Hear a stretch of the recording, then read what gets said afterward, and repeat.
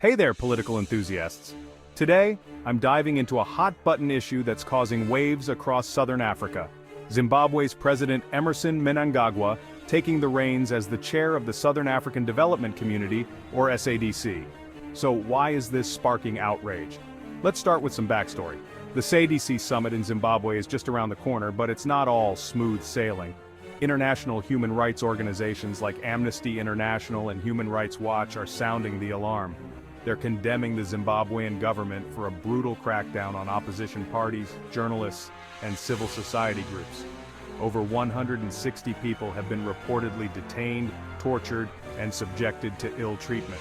These organizations are urging SADC leaders to step up and address these human rights violations. They argue that the crackdown is an attempt to silence dissent before the summit and raises serious questions about the region's commitment to human rights under Mnangagwa's leadership.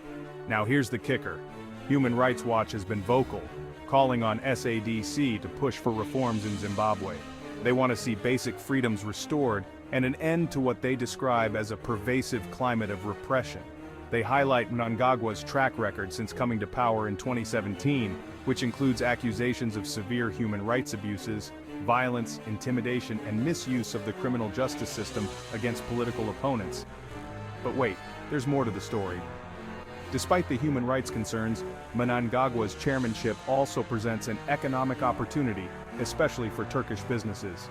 The 44th annual SADC summit, themed Promoting Innovation to Unlock Opportunities for Sustainable Economic Growth and Development towards Industrialized SADC, aims to foster trade and investment.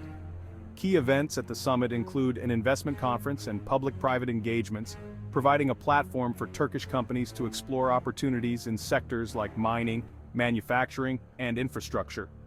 The Zimbabwean embassy in Turkey is all in, committed to facilitating business connections and promoting mutually beneficial partnerships between Turkish businesses and the SADC region. So, what does this mean for the region? On one hand, there's a chance for economic growth and collaboration. On the other, there's a glaring spotlight on human rights abuses that can't be ignored. As Mnangagwa takes on this new role, all eyes will be on how SADC navigates these murky waters. Will they prioritize economic opportunities, or will they tackle the pressing human rights issues head-on? Thanks for tuning in, and don't forget to hit that subscribe button for more updates on this evolving story. Until next time, stay informed and stay engaged.